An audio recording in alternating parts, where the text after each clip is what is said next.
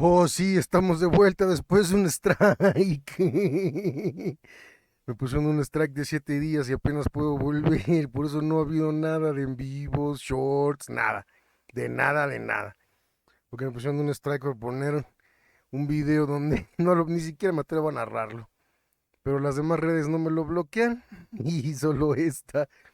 Así que estamos de regreso. Y vamos a, como no hubo video el domingo, reaccionamos en ceros a Macario.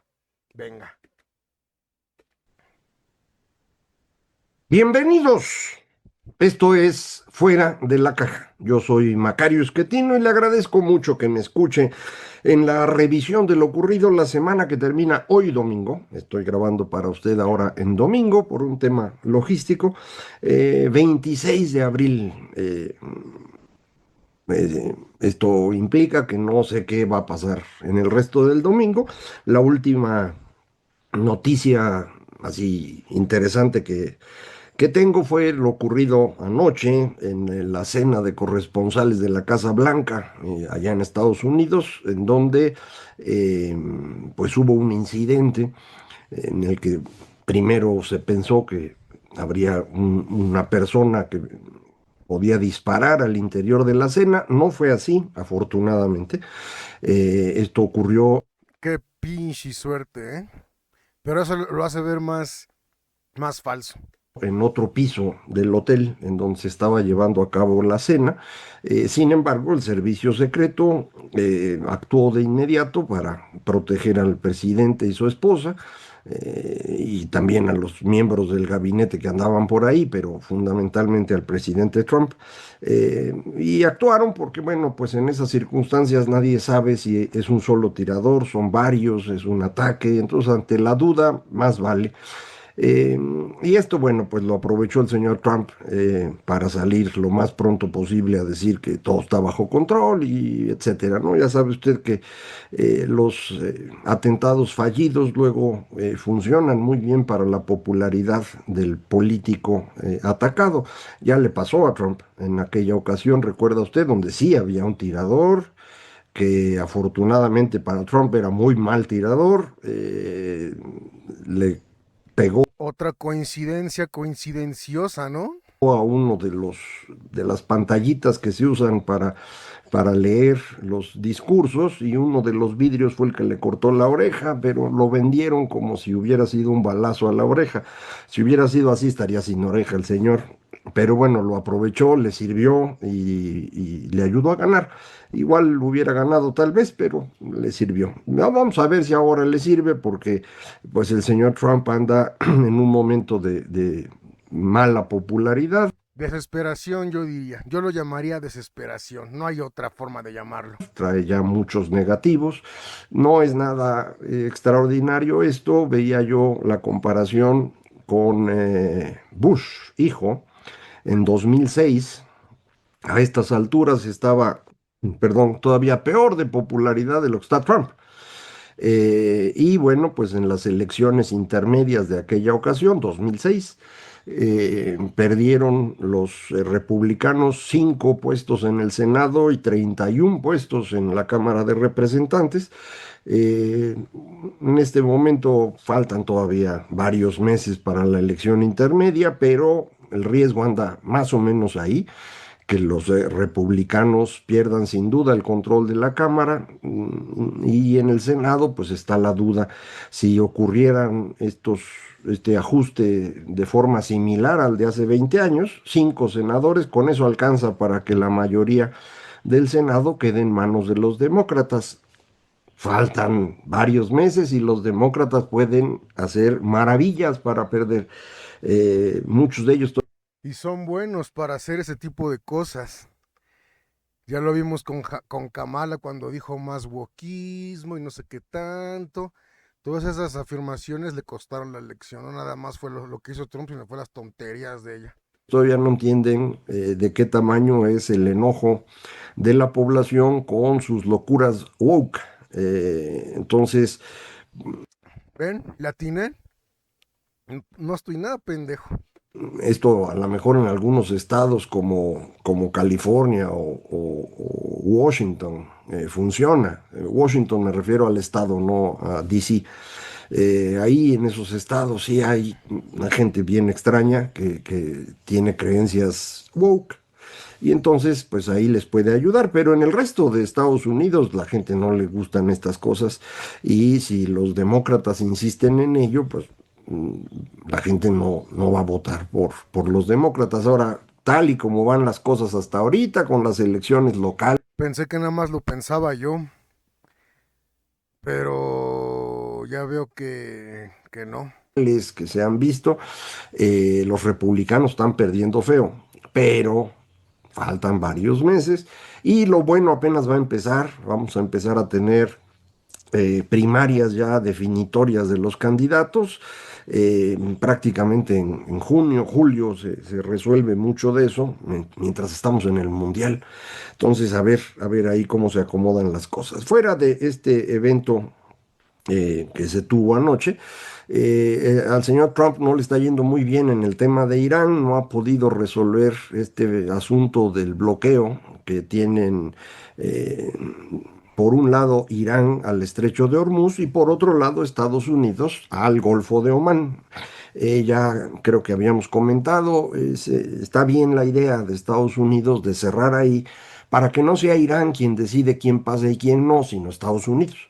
Y entonces, bueno, pues empezar a ahorcar a Irán. Pero ese ahorcamiento, pues no alcanza. No, digamos, tardaría muchos meses en lograr poner a Irán de rodillas, digamos, como luego dicen en los medios. Eh, Tardaría mucho tiempo. La gente de Irán que está gobernando Irán, que no sabemos bien quiénes son, seguramente son miembros de las guardias revolucionarias. Sin embargo, pues no está claro quiénes son los que están mandando. De eso se quejó Eso no sabía, eso está muy cabrón. Si no sabes a quién chingar, pues ¿cómo? Trump precisamente y ya iba a enviar a sus negociadores, el señor Witkoff y su yerno, Jared Kushner, y paró el viaje porque decía, pues los de Irán no saben a quién mandar. Bueno, hoy sí estaban ahí ya los de Irán en Islamabad esperando. No sé si ahora el señor Trump mande a sus negociadores. No sé bien qué van a negociar. Otra vez, para Irán es absurdo abrir el estrecho porque en el momento que lo haga no tiene más fuerza. Es lo único que tiene. Entonces lo va a explotar hasta el final. Pero para Trump esto es un problemón porque si no se abre ese estrecho, pues no hay manera que él declare que ganó. Y él lo que quiere es declarar que ganó. Viendo todo lo demás, uno dice, pues sí, sí ganó, ¿no? Es decir, Estados Unidos hizo pinole a Irán, acabó con su fuerza aérea, acabó con sus barcos, acabó con casi todo, pero no todo. Y ese poquito que le faltó es el que le alcanza a Irán para mantener el control sobre el estrecho de Hormuz. Y esto, pues ya llevamos 60 días de guerra, ¿no? Y en esos 60 días el tránsito por ese estrecho bajó de 100, 120 buques que se movían diario a menos de 10. Es una contracción del 90%. Si piensa usted que el 20% del petróleo mundial y creo que 25% del gas licuado se movía a través de ese estrecho, bueno, pues hay una reducción del 90% de ese 20 o 25%. Durante 2 meses, pues ya es una cantidad importante. Esto llevó el precio del crudo Brent, el de referencia en esa parte del mundo, que también se usa para México, por cierto, como referencia, lo llevó hasta $140 el barril para la venta de verdad, el precio Ay, güey, no mames, eso no había visto. spot que se llama. El que vemos en los mercados financieros no es On the spot, o sea, on the counter. exactamente el mismo. Eh, es es un precio que tiene que ver con especulación, inversión, futuros. El de que se paga porque entrégame el barco y aquí está la lana, ese es el spot. Y ese se fue hasta $140 a inicios de abril. Empezó a bajar cuando se abrieron las reservas estratégicas de Estados Unidos, de Japón, de países europeos, eh, porque bueno, pues había que empezar a tratar de compensar esta caída tan grande de la oferta. Esas reservas no dan para mucho. El país con más reservas de petróleo en el planeta es China, que también es el país que más petróleo importa. Con lo que tienen, les alcanzaría fácil para aguantar 3 meses a los chinos. Entonces no No es nada, es un Q. En un Q se te cae la economía. traen urgencia, y eso es lo que Trump quiere, involucrar a China en la negociación con Irán.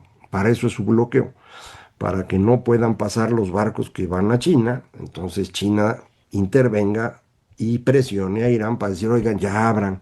Pero otra vez, Irán no lo puede hacer. Si suelta el estrecho, ya no tiene nada para defenderse y los van a hacer pedazos. Entonces, pues no hay salida, ¿no? No hay salida en esta cosa. O sea que se van a aferrar los iraníes y los gringos. A Trump no le quedaría más que tratar de invadir, no el país entero, sino esa zona. Ya ve que habían movido barcos de los que trasladan Marines para posiblemente hacer una intervención terrestre. A lo mejor lo hacen porque de veras Como en México. no se encuentra otra salida. Irán no lo va a soltar. No hay nada que le pueda uno ofrecer a cambio de ello. Lo único que se podría ofrecer es una especie de rendición de Estados Unidos, pero eso Trump no lo va a hacer. Entonces, pues están ahorcados. Eso es inadmisible para Trump, no se puede rendir. La regla de escalar más que el otro ya lleva rato en efecto. En este fenómeno, Irán, entre otras cosas que solicitó o exigió, fue que Israel dejara de atacar a Hezbollah. Usted recordará que Irán tenía varios grupos con los cuales estaba todo el tiempo presionando a Israel. Irán tiene como objetivo la desaparición de Israel y de todos los judíos.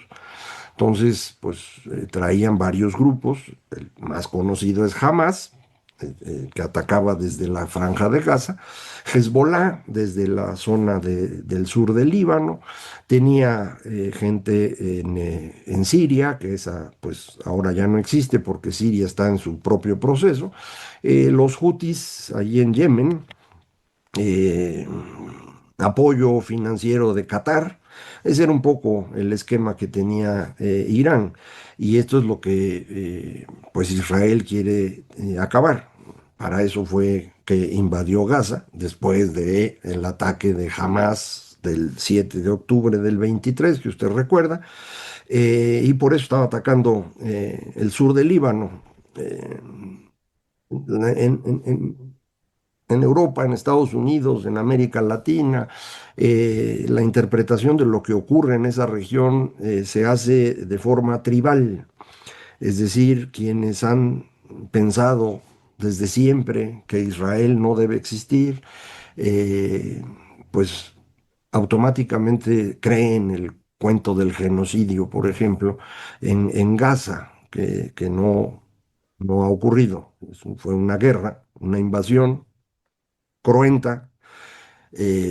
Tal vez haya crímenes de guerra, habrá que probarlos, pero no es un genocidio. Yo digo que sí hay crímenes de Gerger. ¿Por qué se le dice así? Pues porque es una posición antisemita que tiene una historia larguísima aquí en Occidente, y que, por ejemplo, la izquierda ha comprado porque lo utilizan como una aproximación al colonialismo europeo en el tercer mundo. Y entonces la existencia de Israel es la creación de un país desde Europa en una región donde no deberían estar. Cualquiera que medio ha leído sabe que los israelitas estuvieron ahí pues muchísimo tiempo antes que los árabes, que son los que ahora pueblan Palestina. Se les llama palestinos porque así se nombró esa región desde los tiempos de Tito, el César. Cuando se destruye a Jerusalén, se le pone el nombre de Palestina a esa región, que deriva De ahí viene el meme de quién es Palestina, de los romanos. iba de este grupo que en la Biblia llaman filisteos y que nosotros conocemos históricamente como un grupo de origen griego que ocupó la costa del Líbano y de ahí hacia el interior.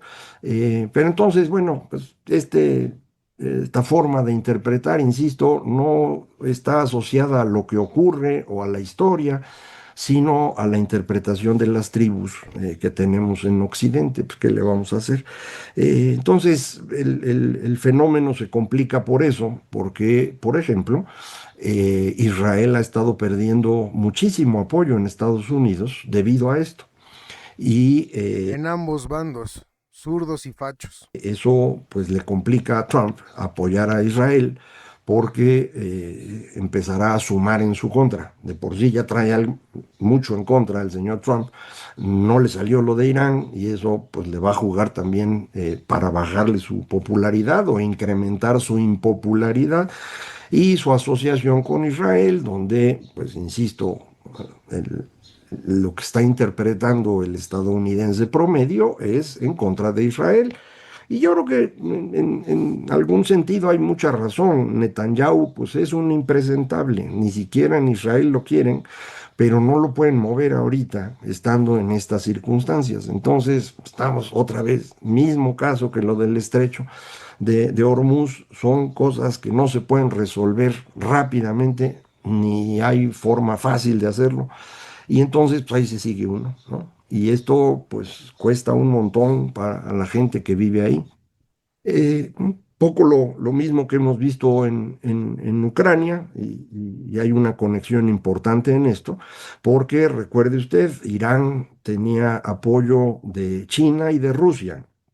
Con Rusia tenía una relación de negocios, les vendieron los drones por mucho tiempo, luego les trans- transmitieron la tecnología para que Rusia misma hiciera sus drones. Entonces, pues esta asociación, importante para Rusia. Rusia en Ucrania ha perdido todo. Fue un error inmenso el He visto mucha gente que dice eso, pero yo no veo a Rusia salirse de Ucrania todavía. Ahí siguen. señor Putin. No se imaginó que iban a reaccionar así los ucranianos. No creyó que Zelensky fuera a transformarse del comediante que todo el mundo conocía en el héroe de Ucrania, pero así ocurrió. Y en estos Yo digo que no es un héroe hasta que no gane. 4 años que lleva ya la guerra y 2 meses, eh, Rusia ha perdido Siria, en donde tenía una posición muy fuerte. Ya perdió el control del Sahel, toda la parte sur del Sahara, en donde Rusia, con sus ejércitos informales como el grupo Wagner, había desplazado a Francia, la expotencia colonial, que recuerde usted, hemos hablado varias veces, el peor imperio colonial de los tiempos modernos. Francia había controlado esa región durante mucho tiempo, Rusia logra desplazarlos, pero se vino abajo todo. Y toda esa región está siendo ocupada por lo que llaman señores de la guerra, grupos armados sin ninguna control, que se Qué horror vivir ahí. Bah, como aquí.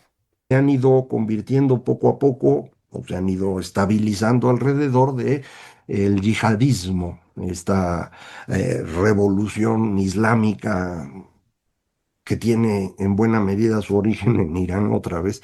Entonces ahí tenemos ahorita ya prácticamente guerra civil en toda esa región, Sudán, ahora Mali, pero también Burkina Faso, Níger, Llamarle guerra civil ya está muy cabrón, la neta. toda esa parte está fea. Y era controlada por Rusia, también la perdió Putin. Perdió Siria, le decía yo, perdió a su aliado Irán, ha perdido más de 1 millón de hombres, ha perdido un dineral. No puede en este momento que el precio del petróleo está por las nubes, no puede venderlo. A pesar de que el señor Trump, amigo de Putin, le quitó las sanciones, resulta que Ucrania ha inhabilitado las salidas que tiene Rusia para su petróleo hacia Europa, que eran el Mar Negro y el Báltico. Casi pareciera que por eso les quitaron las restricciones, porque ya sabían que no iban a poder venderlo. En los dos lugares, Ucrania ha destruido los puertos, está destruyendo refinerías, ya atacó directamente Moscú, Ucrania, todo con drones. Mismo fenómeno que vemos en el estrecho de Hormuz. Es la guerra del siglo XXI que aquí hemos llamado guerra de guerrillas. Países pequeños que no tienen mucha lana, que no tienen ejércitos grandotes como Ucrania e Irán, pueden defenderse frente a países mucho mayores con ejércitos grandotes simplemente usando los drones, que cuestan nada, digo, en comparación con lo que cuesta un misil de 20 o 30 millones de dólares, un dron vale 20,000. Entonces, pueden producir un montón. Por cierto, la derrota del señor Orbán en Hungría ha permitido que la Unión Europea liberara 90,000 millones de dólares de apoyo a Ucrania que Orbán había estado bloqueando. Entonces, Ucrania ya tiene dinero suficiente para producir muchos más drones, cosa que probablemente Estados Unidos finalmente acepte y pueda utilizarlos para enfrentar a Irán. Digo, a ver si un día se iluminan. Ese es uno de los caminos de salida que serían más baratos que la invasión armada o terrestre, pues. Pero ya veremos a ver qué pasa. Bueno, aquí en nuestro país, la Ahí viene lo bueno. noticia de la semana fue que mientras la señora Sheinbaum andaba en Barcelona, en su evento este de la movilización global, no sé qué cosa, aquí en México hubo un accidente en donde murieron 4 personas, dos funcionarios de la Fiscalía Estatal de Chihuahua y dos funcionarios de la Embajada estadounidense que resulta que son agentes de la CIA. Eh, Iban 4 en esa operación que se hizo para destruir el laboratorio de droga más grande registrado hasta el momento en América Latina.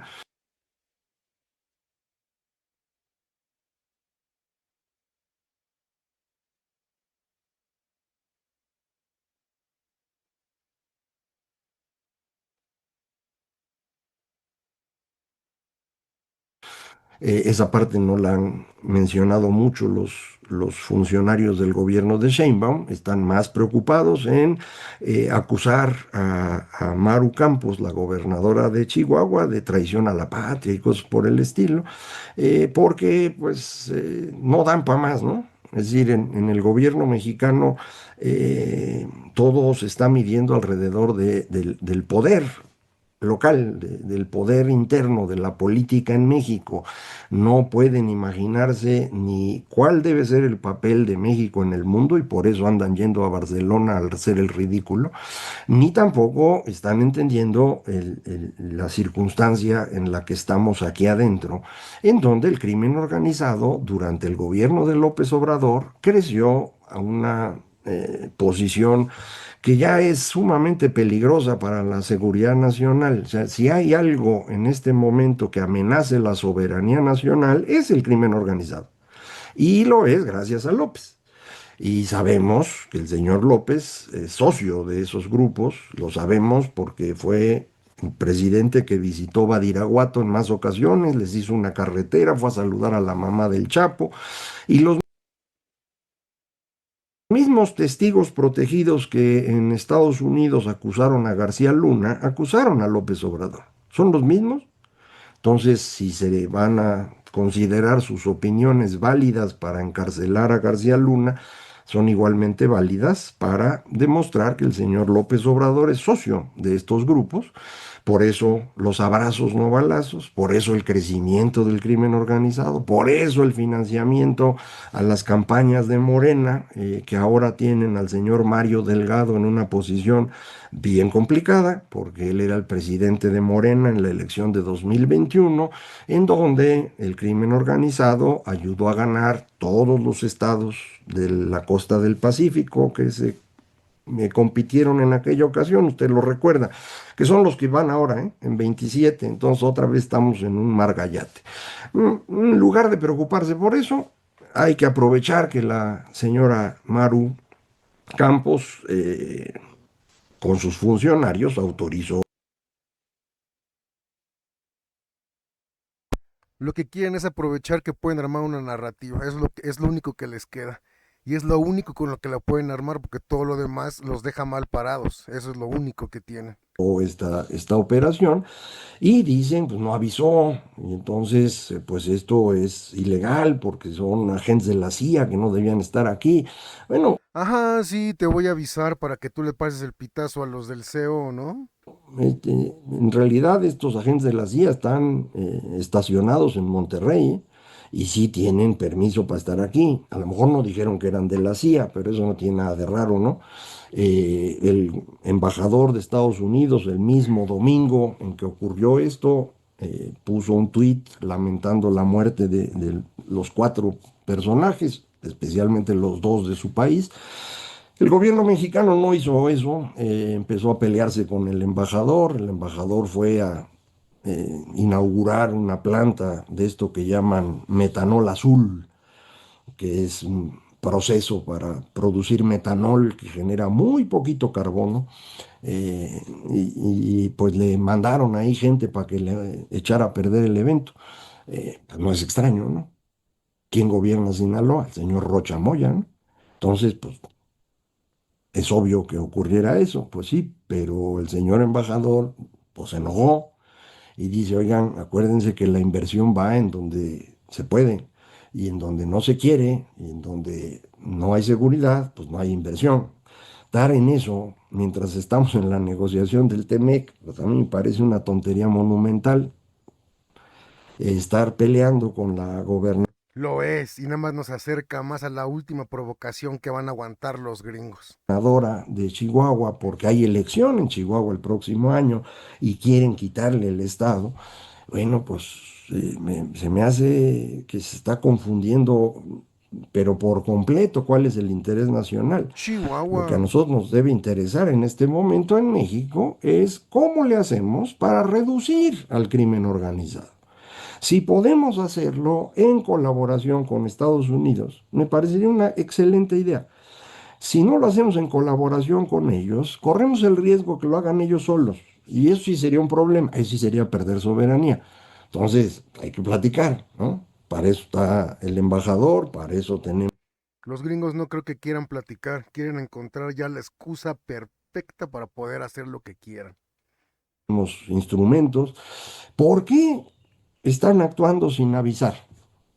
Creo que esto está funcionando alrededor de esta fuerza de tarea conjunta interagencias creada por el Comando Norte de Estados Unidos, que aquí le informamos en su momento, que es la que estuvo detrás del apoyo para la captura y la muerte del Mencho, en aquella ocasión con el ejército. Yo le dije aquí, y sigo pensando, la señora Sheinbaum no estaba enterada por completo de qué estaba pasando. Seguro no estuvo enterado Harfush en aquella ocasión. Ahora tampoco. ¿Por qué? ¿Por qué esta ¿Por qué van de chivatos con el CO? No los pueden enterar porque son una pandilla de chivatos. fuerza de trabajo conjunta interagencias, donde está la CIA, la DEA, todos ellos, están actuando en colaboración con autoridades mexicanas, pero no están informando a Harfush, ni le están informando completamente a la presidenta? ¿Por qué? Yo creo que porque la presidenta es muy cercana al personaje que permitió el crecimiento del crimen. Ella no debe tener relación alguna con esto, ¿eh? No, no lo creo yo. Pero su campaña sí fue financiada por el crimen. Y eso lo hizo Mario Delgado, ¿se acuerdan? Y por eso ahora Mario Delgado anda presionado por todos lados. Apenas esta semana 75 personas más perdieron la visa estadounidense, dijo el señor Marco Rubio. No sabemos quiénes son. Pero pues se va cerrando esto, ¿no? Entonces, yo creo que habría que pensar las cosas más a fondo. Eh, Ahí está el problema. Hay que pensar y no pueden. Andarse amarrando en la bandera nacional con el cuento de la soberanía, del nacionalismo revolucionario y los libros de texto, es una tontería. Eh, yo creo que la colaboración con Estados Unidos puede ser buena porque entonces nosotros podemos poner reglas. Si no colaboramos, entonces va a poner reglas el que tenga más fuerza y el que tiene más fuerza es aquel, no nosotros. Entonces, no entiendo yo. Pero bueno, datos económicos. Yo creo que saben todo eso que acaba de decir Macario, pero están hinchando sus fortunas antes de escapar cuando el pedo reviente. Salieron el viernes, el índice global de actividad económica, que en su versión oportuna, INEGI decía, va a haber un crecimiento de 0,3%, o sea, casi nada, pero crecimiento. Lo que ocurrió es que hubo un decrecimiento de 0,3%, o sea, le falló el signo, pues nada más. No culpe usted a INEGI de nada, hay un problema con las cifras que tiene su origen en decisiones políticas en México y en Estados Unidos que alteraron el comportamiento de la economía y pues eso no lo pueden corregir los sistemas de pronóstico tan rápido. Entonces, espérese, ¿no? Tranquila. Eh, lo que esto confirma es que la economía mexicana está totalmente parada en el arranque de este año.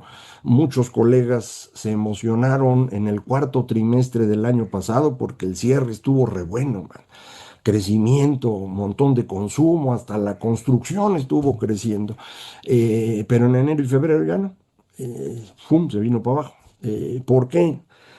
Creo que lo que ocurrió a fines del año pasado fue que de pronto el dólar se puso barato. Acuérdese que arrancamos el año pasado en 20 pesos por dólar y lo cerramos en 18. Entonces, cuando la gente empezó a ver pues, ese 10% de descuento en los bienes importados, pues se puso a comprar.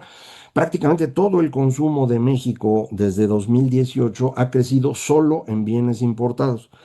Entonces, pues había la oportunidad, fin de año. ¿Se acuerdan cuando López decía que iba a aumentar el consumo interno y no sé qué tanta mamada? Tenga. Que se acabe el mundo y órale a gastar. Curiosamente se ve eso en el comportamiento de una de las actividades de servicios que se llama servicios de esparcimiento, culturales, deportivos, etcétera. Hay un brinco inmenso en febrero de 2020. ¿Se acuerda usted? Cuando ya sabíamos que había pandemia, pero no había llegado a México todavía, ¿qué hizo la gente? Órale, a chupar que el mundo se va a acabar. Y ¡fum! Hay un brincote. En marzo, el desplome. Bueno, ocurre lo mismo en diciembre pasado. De pronto todo el mundo dijo, órale, güey, vámonos a gastar, porque quién sabe cómo esté el próximo año. Y ¡fum! Y en enero y febrero se viene para abajo. Ese es el comportamiento de los consumidores. Más allá de lo que dicen, están contentos, no están contentos, que el 80% de popularidad, más allá de eso, lo que la gente hizo fue gastar al cierre del año pasado porque dudaban de este año. Y pues ha ocurrido lo que pasa siempre en En lugar de guardar ese dinero y comprar la bajada. economía, la profecía autocumplida. Si tú crees que no va a funcionar y dejas de gastar, pues no funciona. Y en eso estamos. Estamos atorados. Esta semana aparece la estimación oportuna del PIB. Esa está saliendo más adecuada porque es trimestral y entonces las variaciones a las que me refería hace ratito no le afectan tanto. Yo creo que vamos a tener un crecimiento de cero frente al primer trimestre del año pasado. Vamos a ver qué nos dice INEGI. El llamado year over year. Y yo también creo que va a ser de cero. Si bien nos va. A lo mejor es un poquito más, un poquito menos, pero por ahí va a andar. Con esto ya se hace difícil alcanzar el 1,5% que promediaban los colegas que se dedican a estimar y está lejísimos del 2,3% de crecimiento que Hacienda usó como referencia para este año. De manera pues que vamos a tener presiones sobre las finanzas públicas, de eso, de la economía y de otras cosas. Le platico la próxima semana que ya tengamos más datos. Cierro ahora con lo que para mí es una muy buena noticia. El Instituto Nacional Electoral y el Tribunal Electoral del Poder Judicial de la Federación devolvieron a Somos México muchos de los afiliados que Morena se había robado. eh, Haciendo uso de información, pero sin tener las firmas de las personas. no pudieron demostrar esas afiliaciones No puedo creerlo. Sí, es una buena noticia. ficticias, entonces se les devolvió a los partidos a los que se les habían robado estos afiliados. Uno de ellos fue Somos México, pero adicionalmente se reconoció que las asambleas que hizo Somos México en los más de 200 distritos estuvieron bien. No hay ninguna impugnación, ni del INE ni del Tribunal Electoral. Hay impugnaciones para asambleas de otros partidos, pero no de Somos México. Esto significa que se cumplieron todos los requisitos, de manera que no haya ninguna razón para que no se le otorgue el registro a Somos México, y esto nos permitiría a los mexicanos tener una opción más para la elección de 2027. Eh, ¿Va a pasar esto o no? No lo sé, man. Pero hasta donde estamos, esto para mí es una muy buena noticia. Y para no cerrar mal como todas las semanas, preferí guardármela al final. De cualquier manera, aquí vamos a seguir platicando. Muchísimas gracias. Esto fue Fuera de la Caja. Ay, papá, ya no me pegues. Yo creo que el Trump va a hacer todo lo posible por buscar una victoria y esa victoria no, nada más la puede encontrar en México. Irán no se va a dejar, Rusia no se va a dejar, China no se va a dejar. Lo único que puede encontrar Trump es aquí en México.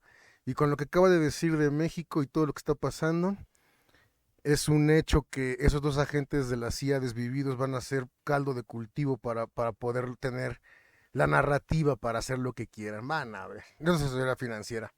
Nos vemos a la siguiente. No se olviden en comentar, compartir, suscribirse, dar like, campanita, verlos en vivos ahora que ya me quitaban los strikes. Nos vemos a la siguiente. No es asesoría financiera. Bye.